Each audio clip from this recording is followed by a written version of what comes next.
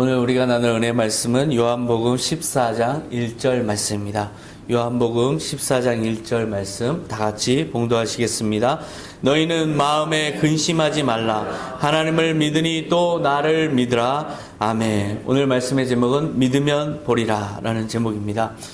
오늘 우리 올해 그 교회 표어와 일치하는 그런 제목입니다. 오늘 본문을 보니까 주님께서 근심하지 말라. 그리고 믿으라. 이렇게 말씀하십니다. 근심은 우리의 현실입니다. 우리가 현실 가운데 살아가면서 현실에서 날마다 우리의 부딪히는 일들 가운데 우리는 근심이 가득합니다. 이것은 아주 지극히 현실적인 일인데요. 주님께서는 근심하지 말라라고 말씀하십니다. 그리고 믿으라라고 말씀하십니다. 믿는 것은 어찌 보면 우리에게는 그렇게 현실적인 일이 아닐 수 있습니다.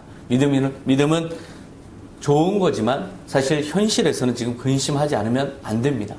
그런데요, 주님께서는 단호하게 말씀하십니다. 마음에 근심하지 말라. 그리고 나를 믿으라. 그러니까 우리에게 근심이라는 것이 사실은 허용되지 않았습니다. 염려도 허용되지 않았습니다. 오직 믿음으로 바라보면서 나아갈 때 주님께서 함께 하시는 삶만이 우리에게 허락된 거죠. 제가 아이들을 가르쳐 보면, 그리고 사람들의 그 살아가는 타입을 관찰해 보면 4가지 정도의 그 크게 구분되는 타입이 있습니다. 항상 순간마다 계산을 하는 사람들이 있습니다. 학생들 가운데서도 자기가 요번에 저한테 얼마 정도 성적 줄 수 있어요? 그러면 이제 제가 어느 정도 성적 주면 이러면 제가 붙을까요? 떨어질까요? 계속 그러면서 제대로 진전을 보지 못하는 학생이 있습니다. 그런 것처럼 순간순간 자기의 이해타산적인 계산 속에서 사실은 머리만 굴리는 사람들이 있습니다. 게으른 이성주의자들, 저는 이렇게 이름을 붙인 부류입니다. 또 한 부류의 사람들은 그냥 아무 생각 없이 무던하게 사는 사람도 있습니다. 그냥 어떻게 되겠지, 어떻게 그냥 살다 보면 되겠지, 그냥 이렇게 살아가는 분들입니다. 무던한 사람들입니다. 이런 무던한 사람들은 참 순박하지만 답답할 때가 있습니다. 또 어떤 분들은 그런 두 부류의 사람이 제일 큰데요. 그런데 또 한 부류의 사람들은 이도저도 아니고 그냥 제멋대로 그냥 순간마다 느끼는 대로 살아가는 사람들이 있습니다. 그냥 기분 좋으면 공부하고 기분 나쁘면 기분 안 좋으면 며칠씩 그냥 딴짓하는 학생들이 있습니다. 그런 것처럼 그렇게 그냥 주어진 순간순간마다 자기의 쾌락을 쫓아 살아가는 사람들이 있습니다. 이 모든 부류의 사람들을 향해서 주님께서는 말씀하실 겁니다. 나를 믿어라. 믿음으로 살아라. 믿는 것이, 오직 믿음으로 사는 것이 가장 아름다운 삶이고 가장 선한 삶이다. 믿음으로 사는 자에게 주님은 함께 하십니다. 우리가 믿음을 보여드릴 때 주님께서는 역사하십니다. 믿음이 있을 때 주님과 동행하는 삶이고 결국은 믿는 자가 결국 해냅니다.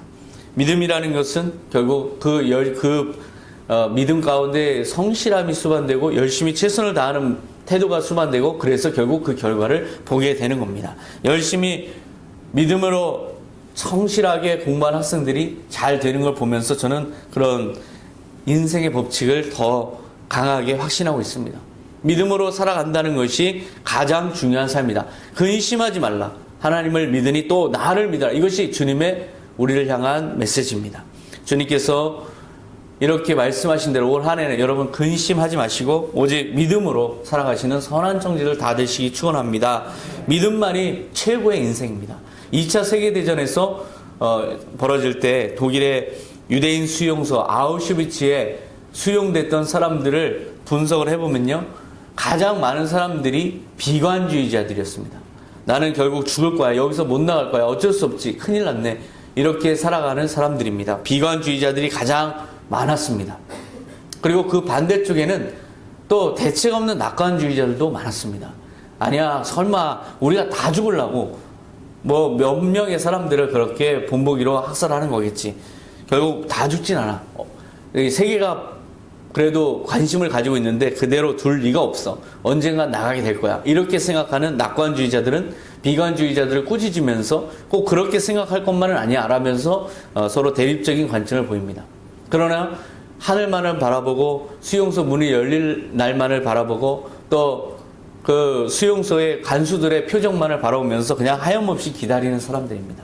이 사람들은 낙관주의자, 대책 없는 낙관주의자, 근거 없는 낙관주의자라고 볼 수 있습니다. 이것은 진정한 믿음이 아닙니다. 이것은 그냥 낭만주의적인, 낙관주의적인, 낙천적인 자기 성격을 드러낼 뿐입니다. 최악의 사람들은 누구일까요? 물론 이제 그 중에는 쾌락주의자도 있습니다. 어차피 죽을 거 한 번 죽는 거 그냥 막 살아보자 이렇게 사는 사람들이 있습니다. 지금 우리 주변에도 그런 사람들이 있습니다. 막 살아보자. 그냥 어차피 죽을 거 죽을 때 되면 죽겠지. 오늘 하루에 내 즐거움을 위해서 모든 것을 다 오늘 하루에 투자하자. 이렇게 생각하는 사람도 있습니다. 먹고 죽자라는 사람도 있잖아요. 그죠? 이런 사람들은 쾌락주의자들입니다. 그런데요, 최악의 사람들은 쾌락주의와 이기주의가 결합된 사람들입니다. 그래서 자기의 쾌락을 위해서는 수단과 방법을 안 가리고 주변 사람들을 괴롭히면서까지도 자기의 쾌락을 극대화하는 사람들. 이 사람들은 악마형 인간이라고 할 수 있습니다. 이런 사람들은 희망이 없습니다. 이 세상에서도 희망이 없고 저 세상에서도 하나님 앞에서도 희망이 없습니다. 그런데요, 그 중에서 극소수의 사람들이 이런 사람들이 있었습니다. 여기서 못 나갈 수도 있다. 여기서 죽을 수도 있다. 하지만 그렇다고 해서 내가 그날만을 기다리고 바보같이 있을 수는 없다. 오늘 하루하루 정신 똑바로 차리고 설령 어떤 일이 벌어지더라도 나는 그때까지 최선을 다해서 살아가겠다. 그래서 일어나서 면도도 하고 세수도 하고 또 자기 몸을 단정하게 기품을 유지하면서 그렇게 수영 생활을 하는 사람들이 있습니다. 누가 본다고 면도하십니까? 그러면 그냥 가만 누워서 죽으란 말입니까? 오늘 하루 최선을 다해야지요 하는 사람들이 있었습니다. 이런 사람들이 바로 믿음을 잃지 않는 사람들입니다. 그런 사람들 중에 빅터 프랭클이라는 사람이 있습니다. 이 사람은 유대인인데요. 처음에는 이 수용소에 들어갔다가 절망합니다. 완전히 처참한 환경, 굶주림과 그 질병과 그리고 학살을 보면서 완전히 희망을 잃어버립니다. 그런데 어느 날 마음속에 내가 신을 의지하고 하나님을 의지하고 있기 때문에 내가 그 모든 섭리를 하나님의 뜻에 맡기고 오늘 내게 주어진 삶에 최선을 다하자 이런 생각을 갖게 됩니다. 떨쳐버리고 두려움을 떨쳐버리고 마음을 새롭게 합니다. 그리고 매일 면도를 합니다. 유리 조각으로 면도를 합니다. 그리고 식수를 아껴서 세수를 하고 그리고 노동을 할 때도 머릿속으로 계속해서 자기가 연구하는 것들을 되새기고 또 계속 구상하면서 나중에 여기서 나갔을 때 자기가 해오던 연구를 이어서 할 그런 동기를 가지고 열심히 연구합니다. 그러면서 버팁니다. 그리고 결국 극한의 이 상황을 경험하면서 여기에서 필요한 인간의 모습이라는 것은 자기의 삶의 의미와 가치를 추구하는 그런 태도다. 이것을 확신을 가지고 계속해서 기도하면서 최선을 다한 삶을 살았습니다. 그리고 아우슈비츠의 빗장이 풀리는 날 그도 함께 살아서 세상을 봤습니다. 그리고 얼마나 참혹했는지 세상에 알립니다. 그리고 그 아우슈비츠에서 고통을 받았던 사람들을 상대로 자신의 경험을 토대로 해서 특별 심리치료를 합니다. 이것이 의미 추구형 심리치료입니다. 이 빅터 프랭클은 이런 말을 합니다. 희망이 없는 사람은 없습니다. 다만 희망을 버린 사람만 있을 뿐입니다. 희망을 누구나 다 품습니다. 그러나 그 희망을 버리는 사람들이 대다수라는 겁니다. 믿음이라는 건 무엇일까요? 희망을 끝까지 가지고 그 희망을 가지고 그 어떤 상황 속에서도 최선을 다하는 것이 바로 믿음으로 사는 삶의 모습입니다. 오늘 주님께서 우리에게 근심하지 말라. 또 하나님을 믿으니 또 나를 믿으라. 이 말씀은 우리가 지금 어떤 상황에 있는지 거기에 좌우되지 말라는 겁니다. 여러분, 우리의 상황을 보면 좋은 것이 하나도 없습니다. 아무리 이건희 회장도 걱정 근심이 가득합니다. 지금은 살 수 있을까의 걱정이 지배하고 있을 겁니다. 결국 우리가 가져야 될 태도는 무엇일까요? 이 순간순간마다 내가 어떠한 삶이 전개되든지 간에 주님께서 나의 삶을 이끌어 가시고 나는 내게 주어진 것은 지금 이 순간에 최선을 다하는 것이다. 그래 이것을 통해서 주님께 영광을 돌리는 것이다. 바로 그런 태도를 유지하는 것이 선한 청지기의 태도입니다. 선한 청지기의 신앙은 바로 이 순간에 하나님이 이 세상을 지배하시고 또한 내 삶을 운행하신다라고 믿고 우리가 최선을 다하는 태도를 갖는 것. 이것이 바로 선한 청지기의 온전한 태도입니다. 올 한 해 여러분들이 그런 태도를 가지시기 바랍니다. 믿음으로 최선을 다하시면서 항상 기도하시면서 최선을 다하는 준비된 삶을 사시기 바랍니다. 이것이 바로 선한 청지기의 온전한 태도입니다. 그러면 믿고 나아가면 결국 주님께서 예비하신 그 축복을 보게 될 것이다. 주님께서 약속하셨습니다. 바로 이러한 약속을 굳게 잡고 한 해 동안 최선을 다하는 여러분 되시기 바랍니다. 엘리야는 아하방 시대의 선지자로 부름받은 사람입니다. 엘리야는 이 아하방이 그동안 너무 악행을 저지르고 하나님을 등지고 살아가는 것에 대해서 도전하면서 바알과 아세라 선지자들과 갈멜산에서 대결을 펼칩니다. 바알 예언자 450명, 아세라 예언자 400명을 갈멜산으로 모아서 대승리를 거둡니다. 그리고 아하방에게 이제는 하나님에게로 돌아오십시오. 이제는 당신의 믿음의 대상들을 전부 하나님께서 벌하셨습니다. 이제 이 엄청난 가뭄의 이 심판 속에서 하나님에게 돌아오십시오. 그렇게 외친 예언자입니다. 선지자입니다. 아무리 아세라 선지자들 그리고 바알 선지자들을 물리쳤어도 문제의 본질은 해결되지 않은 상태였습니다. 가뭄은 여전히 지속되고 있습니다. 엘리야는 하나님의 예언을 받습니다. 비를 주실 것이다. 이런 예언을 받습니다. 그러나 현실은 지금 해가 쨍쨍 내리쬐는 그런 현실입니다. 모든 것이 말라 비틀어져 가고 이 나라가 위험에 처한 상황입니다. 그런데요, 엘리야는 믿음을 가지고 그리고 전합니다. 아하방에게 믿음을 가지고 선포합니다. 열왕기상 18장 41절에 보면 엘리야가 아합에게 이르되 올라가서 먹고 마시소서 큰 비의 소리가 있나이다. 지금 햇빛은 쨍쨍 내리쬐는 상황에서 이렇게 얘기하는 겁니다. 하나님께서 분명히 이 일을 이루십니다. 그렇기 때문에 큰 비가 오고 있습니다. 지금 그럴 때가 아닙니다. 믿음으로 준비해야 됩니다. 아하방은 당연히 그 말에 대해서 의심을 품었을 겁니다. 엘리야 역시도 강력하게 역사하신 하나님께 기도했지만 사실 현실은 그렇지가 않습니다. 전혀 보이지가 않습니다. 어떠한 징조도 나타나지 않습니다. 하나님은 침묵하고 있습니다. 42절에 보면 엘리야가 갈멜산 꼭대기로 올라가서 땅에 꿇어 엎드려 그의 얼굴을 무릎 사이에 넣고 자기 사환에게 가서 바다 쪽을 바라보아라 하였다. 그의 얼굴을 무릎 사이에 넣었다라는 표현은 얼마나 엘리야가 간절하게 기도했는지를 보여줍니다. 그런데요, 의문이 듭니다. 예언을 받았는데 왜 기도를 하고 있을까요? 예언을 받았습니다. 하나님께서 그렇게 하신다고 합니다. 그런데 왜 이렇게까지 기도하고 있을까요? 기다리면 되지. 엘리야의 기도 속에서 우리는 많은 것을 깨닫게 됩니다. 우리가 아무리 주님께서 우리 자신의 삶을 인도하신다 하더라도 우리는 기도해야 됩니다. 우리가 기도하는 이유는 어쩌면 내 자신을 위한 겁니다. 하나님은 분명히 그 일을 행하십니다. 그러나 그 일을 행하시기까지 그 모든 순간들은 침묵의 순간처럼 느껴집니다. 하나님의 축복은 창조돼서 이미 오고 있습니다. 그러나 그 눈에 보이기까지 우리는 믿음이 떨어집니다. 그래서 우리 자신을 위해서 기도해야 됩니다. 주님, 내가 주님의 약속을 끝까지 믿고 주님의 뜻이 실현되는 것에 영광을 돌리게 하여 주시옵소서. 바로 기도라는 것은 우리 자신을 위한 겁니다. 우리가 기도하지 않으면 하나님은 일을 하지 않으시는가? 의견은 분분합니다. 그러나 저는 그렇게 생각하지 않습니다. 하나님께서는 그가 계획하신 모든 것을 다 이루어 가십니다. 우리 인생의 모든 삶의 과정들 한번 보세요. 하나님께서 우리가 기도를 안 하신 거는 안 하시고 기도한 것만 그렇게 이루어 주셨는지 그렇지가 않습니다.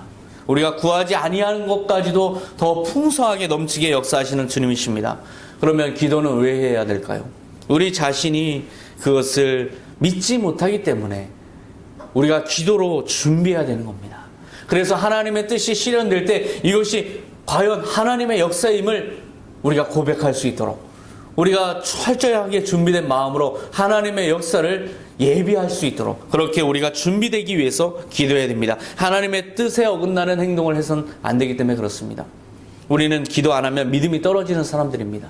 기도를 안 하면 우리는 하나님의 뜻보다는 내 욕심, 내 계산대로 모든 걸 판단하는 사람입니다. 이것이 바로 우리의 연약함입니다. 하나님께서는 또 하나 우리의 기도와 함께 일하기 원하십니다. 제가 우리 아이를 위해서 아주 좋은 걸 마음에 품었습니다. 아, 우리 아이에게 이게 필요하겠구나. 아, 컴퓨터가 필요하겠구나. 이렇게 생각을 하는데요. 그냥 해줄게 이러지 않습니다. 너 필요하지 않아? 이렇게 묻습니다. 그러면 나 필요해. 나 해줘. 그렇지? 확인하고 해주기 원합니다. 그냥 일방적으로 해주면 안 된다고 그거보다는 더 기쁘기 위해서, 더 하나 되기 위해서, 더 이 아이의 그 기쁨과 하나 되어서 기뻐하기 위해서, 우리의 기쁨을 극대화시키기 위해서, 그리고 또 하나님의 영광도 극대화하기 위해서 우리에게 기도를 원하십니다. 그래서 우리가 기도해 드려야 됩니다.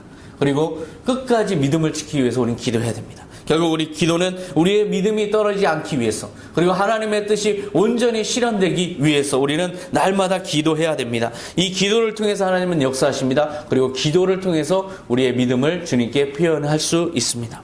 엘리야는 하나님께서 강력히 역사해 주시기 때문에 교만해 줬을 수도 있습니다.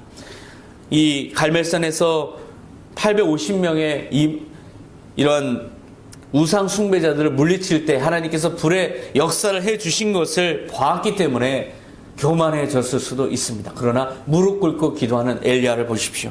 얼마나 그 마음 가운데 하나님의 역사를 간구하고 있습니까? 하나님 앞에 겸손하게 하나님의 영광을 드러내기를 구하고 있습니까? 그런데 사환이 가서 와서 보고하는 것은 전혀 현실 기도하는 그 소원의 내용과는 전혀 다릅니다.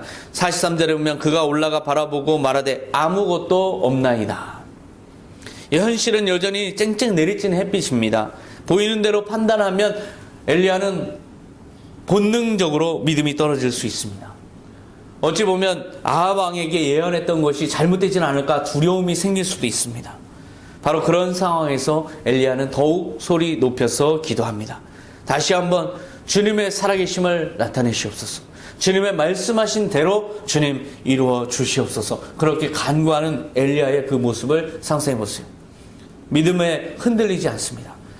기도하기 때문에 믿음이 흔들리지 않고, 또 믿음이 흔들리지 않기 때문에 기도를 더 강하게 합니다. 그러면서 하나님이 믿음을 공급해 주시는 그 순간까지 계속해서 기도합니다. 그리고 사환에게 가서 거듭 보라고 명령합니다. 열왕기상 18장 43절에 보면 7번까지 다시 가라. 하나님의 마음이 밀려옵니다. 기도를 하면요, 가장 중요한 게 바로 그겁니다. 하나님의 믿음을 공급받습니다. 이것이 가장 중요합니다. 내 힘으로는 믿을 수가 없습니다. 이 현실이 너무나 두렵고, 이 현실이 너무나 내가 기대하고 기도하는 내용과 정반대로 가기 때문에 내 믿음이 계속 떨어질 수밖에 없습니다. 그런데 기도를 하면 하나님이 가지고 있는 나를 향한 믿음, 그리고 이 모든 것을 이루시겠다는 하나님의 의지가 내게 공급됩니다. 그래서 하나님의 믿음으로 믿을 수 있습니다. 그리고 하나님의 믿음이 임할 때 비로소 진정한 역사는 이루어집니다. 공포는 극대화됩니다. 그 공포, 엘리야도 인간이기 때문에 그 마음에 순간 아마 공포심이 밀려왔을 겁니다. 안 밀려왔다면 사람이 아닙니다. 공포심은 예수님에게도 밀려왔습니다. 십자가에 잡히시기 직전에 예수님께서 기도를 하시는 걸 보십시오. 엘리야도 비가 안 와서 잘못될까봐 공포심이 밀려왔을 겁니다. 그런데 그 공포심의 본질을 묵상해 보면요, 그것은 이 일이 안 일어날 것인가에 대한 공포가 아닙니다. 그것은 이 기도를 하는 순간 주님께서는 아무것도 역사하시지 않는 현실을 바라볼 때 내 자신이 하나님이 맞지 안 계신 것처럼 느껴지는 무서운 단절감, 이것이 바로 공포의 본질입니다. 그 단절감 때문에 믿음이 떨어지는 겁니다. 아무리 기도해도 허공에다 기도하는 것 같은 느낌이 드는 그 순간이 있습니다. 그때 믿음이 떨어지는 겁니다. 그때 갑자기 모든 것이 다 허무해지는 것처럼 느껴집니다. 이렇게 기도한들 무슨 변화가 있을까? 결국 하나님께서 이거에 대한 계획이 없는 거 아닐까라는 생각이 들면서 내 자신이 무너지는, 그것이 바로 진정한 공포의 본질입니다. 공포에 사로잡히는 순간 엘리야는 어떤 선택을 했습니까? 끝까지 기도했습니다. 하나님의 뜻이 실현되기를, 그리고 내 믿음이 떨어지지 않기를 끝까지 기도하면서 약속을 믿고 될 때까지 기도하는 겁니다. 이것이 바로 믿음을 보여드리는 우리의 행위여야 합니다. 우리도 그것을 본받아야 됩니다. 올 한 해 여러분들이 기도하실 때 문제가 해결되지 않는다고 해서 중단하지 마시기 바랍니다. 끝까지 엘리야처럼 징조가 보일 때까지 끝까지 믿음으로 기도하시기 바랍니다. 그럴 때 비로소 하나님이 창조하신 응답이 다가오는 것을 보게 됩니다. 7번째 징조가 보이기 시작합니다. 열왕기상 18장 44절에 일곱 번째 일어서는 그가 말하되 바다에서 사람의 손만한 작은 구름이 일어나나이다. 작은 구름이 보입니다. 징조가 보입니다. 분명한 증거는 아닙니다. 그럴 때 우리는 이렇게 생각합니다. 아직은 아니야. 아직은 확실하지 않아. 이렇게 생각할 수 있습니다. 그러나 엘리야는 하나님의 분명한 역사로 믿고 확신하고 그 다음에 준비를 벌써 시작합니다. 44절에 보면 이르되 올라가 아합에게 말하기를 비에 막히지 아니하도록 마차를 갖추고 내려가소서 하라 하니라. 그러자 조금 후에 하늘이 시커먼 구름으로 뒤덮이고 바람이 불며 폭우가 쏟아지기 시작하였다. 징조가 보였을 때 거기에서 우리에게 시험이 옵니다. 징조가 보일 때 우리의 믿음을 너무나 빨리 불신으로 돌리지 마시기 바랍니다. 징조가 보일 때 아직 이것은 내가 원하는 만큼의 하나님의 응답이 아니야. 혹 이것이 헛것일 수 있어. 잘못 보는 것일 수 있어. 이렇게 생각하지 마시기 바랍니다.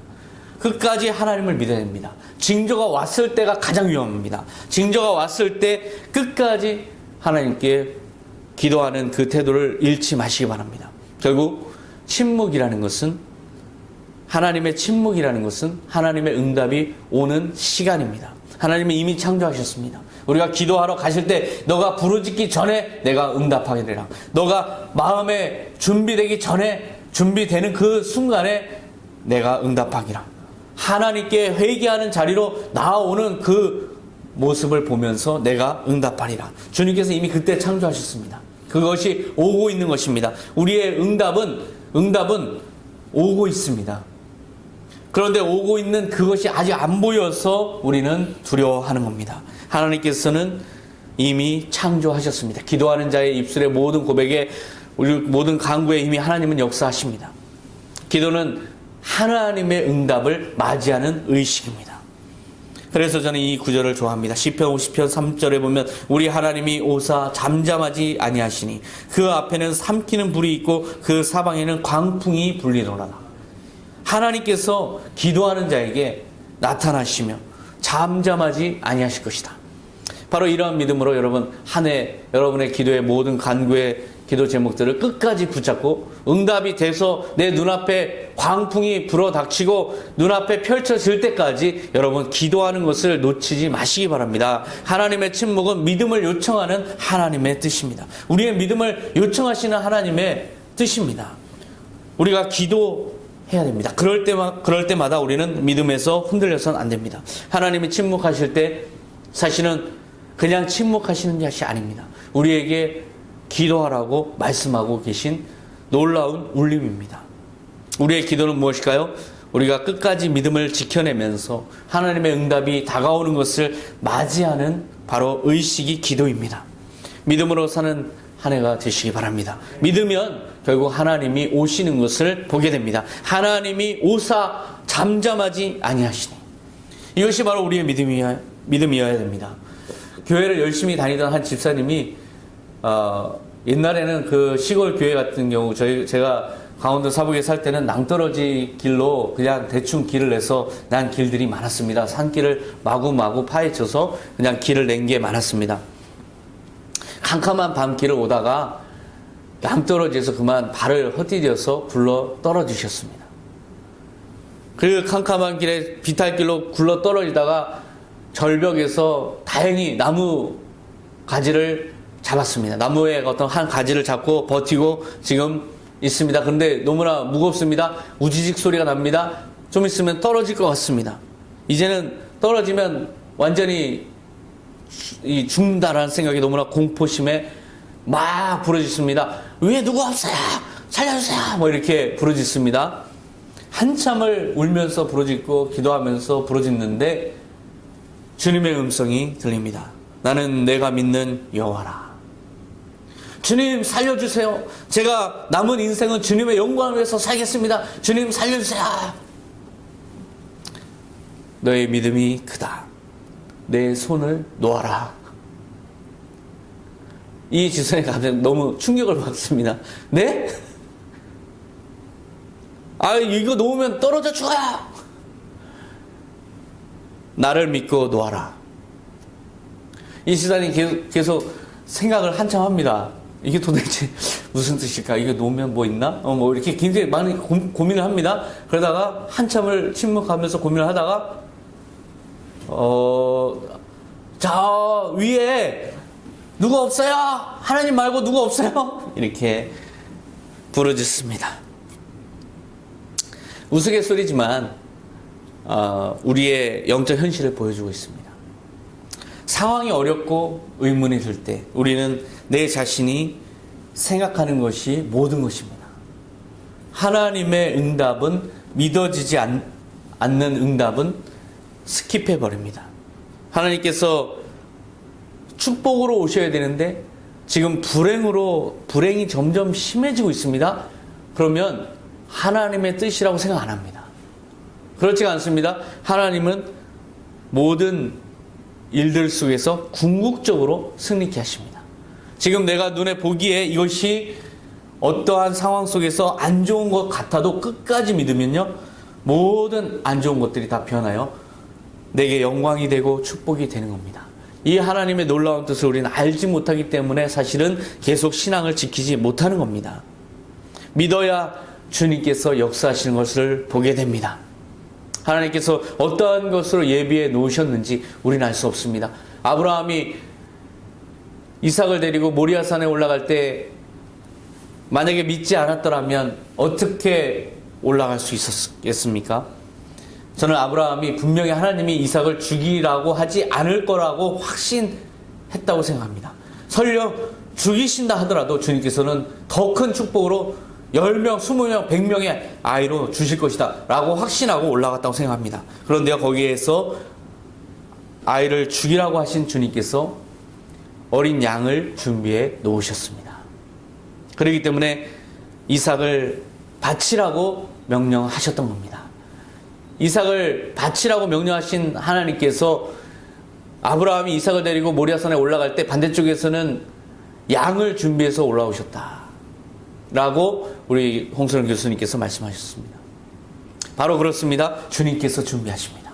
믿으시기 바랍니다. 주님께서 우리에게 기도하시는 그 모든 것은 주님께서 결국 이미 축복을 창조하셔서 응답을 창조하셔서 오고 있는 것을 아시는 주님께서 말씀하시는 겁니다. 끝까지 믿고 기도하면서 우리는 나아가야 됩니다. 그러면 주님의 영광을 보게 되는 것입니다. 여러분들이 한 해 동안 바로 그렇게 믿음으로 주님께서 무슨 말씀을 하시든지 내 상황을 어떻게 지금 만들어 가시든지 주님께서는 결국 승리케 하실 것이다 믿고 나아가시면 여러분은 그 하나님의 영광을 보게 되는 것입니다. 마태복음 15장 21절에 예수께서 거기서 나아가사 두로와 시돈 지방으로 들어가시니, 예수님께서 두로와 시돈 지방으로 가십니다. 근데 거기서 나아가신 게 어디냐면 갈릴리입니다. 갈릴리는 정말 많은 유대인들이 예수님을 아는 곳입니다. 한 유대인이 갈릴리에서 나사렛에서 무슨 선한 것이 날 수 있겠느냐 했는데요, 그 예수님이 주로 활동하신 곳이 바로 갈릴리입니다. 그리고 갈릴리 지역에서 예수님께서 많은 사람을 고치셨습니다. 많은 사람들을 예수님 믿게 하셨습니다. 그런데 유대인들이 쫓아냈습니다. 너는 너무나 사람들을 혼미하게 하고 너는 거짓 선지자다, 이렇게 하나님을 모욕한다, 쫓아냈습니다. 예수님은 너무나 섭섭하시고 너무나 마음에 아프시고 그런 마음으로 이방 땅 두로와 시돈으로 들어가신 겁니다. 이것은 유대인들을 아주 경멸하고 적대시하는 곳입니다. 유대인들이라면 치를 떠는 곳입니다. 유대인들을 너무나 싫어하는 곳입니다. 그런데요, 그곳에서 15장 22절에 가나안 여자 하나가 그 지경에서 나와서 소리질러 이르되 주 다윗의 자손이여 나를 불쌍히 여기소서, 내 딸이 흉악하게 귀신 들렸나이다. 예수님께서 너무나 놀랍게 그 여인을 바라보십니다. 저 이방 여인은 분명히 유대인을 경멸하는 여인일 텐데 어떻게 나에게 다윗의 자손이요 라고 하는가. 다윗의 자손이요 라는 말은 메시아라는 것을 인정하는 말입니다. 주 다윗의 자손이요 호산나 하리라. 예수님께서 예루살렘에 들어가실 때 많은 사람들이 호산나 외칠 때 주 다윗의 자손이요 이렇게 이야기를 했습니다. 이 여인이, 이방 여인이, 유대인을 경멸하는 여인이 주 다윗의 자손이요 어떻게 이렇게 이야기할 수 있는가. 예수님은 너무나 놀라서 주목합니다. 나를 불쌍히 여기소서, 나를 불쌍히 여기소서는 자비를 구하는 겁니다. 이것은 왕에게 자기가 사면을 받기 위해서 자기의 모든 것을 다 엎드려서 땅에 얼굴을 대고 절하면서 간절히 자비를 구하는 바로 그런 표현입니다. 나를 불쌍히 여기소서. 이것은 곧 불쌍히 여기라는 말이지만 상대가 왕이라는 뜻도 내포되어 있습니다. 왕에게 할 수 있는 말입니다. 내 딸이 흉악하게 귀신 들렸나이다. 지금 이 여인은 자기의 딸을 위해서 간구합니다. 기복신앙에 따라서 그냥 한 신에게 간구한 게 아닙니다. 그냥 달에게 빌고 나무에게 빌고 이런 것처럼 그렇게 예수님에게 빈 게 아닙니다. 주 다윗의 자손이요, 분명히 예수님을 인정하고 있습니다. 많은 유대인들은 이것 때문에 주 다윗의 자손이라는 그 호칭 때문에 결국 예수님을 유대인들은 쫓아냈는데 이방 땅에서 이런 말을 들으니 얼마나 놀랐겠습니까? 이방 여인임에도 불구하고 민족적 편견과 종교적 장벽을 다 뛰어넘어서 가장 연약한 한 인간이 호소하고 있습니다. 마태복음 15장 23절에 보면 예수는 한 말씀도 대답하지 아니하시니, 예수님은 갑작스럽게 침묵으로 돌아섭니다. 갑자기 완전히 침묵으로 돌아섭니다. 갈릴리 지역에서 그토록 많은 사람들이 나올 때 다 손을 얹어서 낫게 하시고 많은 사람들에게 열정적으로 복음을 전하시고 예수를 믿으라고, 하나님의 나라가 가까이 왔다고 회개하라고 말씀하시던 예수님이 갑자기 침묵으로 돌아섭니다. 제자들은 너무나 놀랍게 예수님을 바라봅니다. 23절에 보면 예수는 한 말씀도 대답하지 아니하시니 제자들이 와서 청하여 말하되 그 여자가 우리 뒤에서 소리를 지르오니 그를 보내소서. 예수님께 이렇게 이야기합니다. 좀 직접 좀 말씀을 좀 해주세요. 가라고. 이렇게 예수님에게 부탁한 겁니다. 제자들은 아마 예수님께서 이 여인이 이방 여인이기 때문에 침묵을 하시나 보다라고 생각했을 수 있습니다. 제자들이 생각한 대로 예수님은 여인에게 말씀하십니다. 24절에 예수께서 대답하여 이르시되 나는 이스라엘 집에 잃어버린 양 외에는 다른 데로 보내심을 받지 아니하였노라. 예수님의 침묵에 근거가 있습니다. 이스라엘 집에 잃어버린 양 외에는 내가 이방에게 전할 것은 아니다.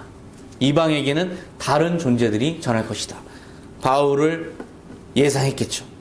나는 이방인들에게 메시아가 아니라 이스라엘 백성들의 메시아다. 이렇게 말씀하신 겁니다. 즉 이 여인에게 침묵하신 이유는 이 여인이 적대심을 가지고 있는 여인이기 때문에 그렇습니다. 예수님에 대해서, 유대인에 대해서 적개심을 평소에 품고 살아왔을 텐데 딸 때문에 지금 이렇게 된 거 아닙니까? 그러니까 예수님께서는 지금 진심을 원하시는 겁니다. 25절에 여자가 와서 예수께 절하며 이르되 주여 저를 도우소서. 절했다는 것은 싸늘한 냉대에도 불구하고 예수님 앞에서 쫓아와서 얼굴을 땅에 대면서 부르짖었다는 겁니다. 그런데요, 주여라고 호칭합니다. 주여라는 것은 하나님입니다. 하나님을 호칭하는 겁니다. 여호와를 호칭하는 겁니다. 예수님을 하나님의 아들로 완전히 인정한 겁니다. 저를 도우소서, 하나님이여 저를 불쌍히 여기소서 하는 말과 똑같은 말입니다.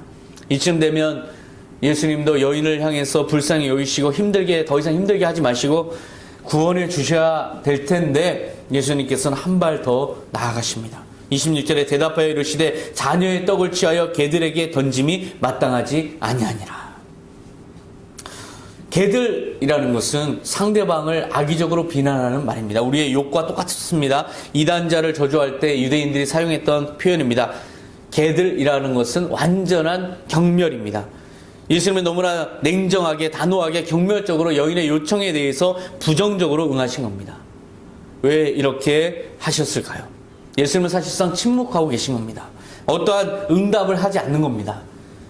여인의 감당할 수 없는 이 고통 어린 호소에 예수님께서 왜 이렇게 그냥 단순히 침묵하는 걸 넘어서서 소망조차 품지 못하도록 아예 싹조차 잘라버리듯이 단호하게 거절하실까요? 이런 예수님을 우리는 본 적이 없습니다. 바리새인들을 향해서 저주하실 때도 바리새인들이 돌아오기를 원하셨지 이렇게 이방 여인에게처럼 완전하게 냉대하진 않았습니다. 너무나 냉혹하게 침묵하시고 저주하고 계신 것처럼 그렇게 모멸감이 느껴지도록 그렇게 말씀하신 겁니다. 우리도 그럴 때가 있습니다. 예수님께서 예수님께 간절히 구할 때 주님께서 침묵을 넘어서서 오히려 우리 기도하는 내 자신이 모욕감이 들 정도로 완전하게 일이 악화될 때 우리는 정말 힘듭니다. 차라리 안 믿고 만다 라고 생각할 수도 있습니다. 내가 기도해봤자 뭔 소용있겠어. 차라리 안 믿고 마라 라고 생각할 수 있습니다. 바로 그 정도의 마음이 들 정도로 예수님은 지금 여인에게 하고 있습니다. 그런데 예수님이 여인에게 이렇게 하는 것의 본질을 한번 생각해 보세요. 이 여인은 예수 적개심을 품고 살아왔던 여인입니다. 예수님은 무엇을 원하고 있을까요? 예수님은 그 여인이 진정으로 나를 위해서가 아니라 정말 예수님을 주로 믿고 나아오기를, 완전히 그렇게 나아오기를 바라고 있습니다. 그동안 얼마나 많은 시간 동안 유대인을 향해서 경멸의 말을 했는가를 자신 스스로 참여하면서 예수님에게 완전히 예수를 메시아로 인정하면서 예수님께 믿음으로 나아가기를 원하는 겁니다. 그게 바로 침묵의 본질이라고 할 수 있습니다. 그렇다면 예수님은 우리에게 왜 침묵하실까요? 저는 침묵할 만하시다고 생각합니다. 우리가 얼마나 예수님을 배반하고 있습니까? 주님께서 우리를 향해서 얼마나 많은 역사를 이루시고 우리를 지금 우리와 함께 하십니까? 그러나 우리는 순간순간 마치 예수님을 경멸하는 사람처럼, 언제 예수님이 나에게 역사하셨느냐라고 생각하는 사람처럼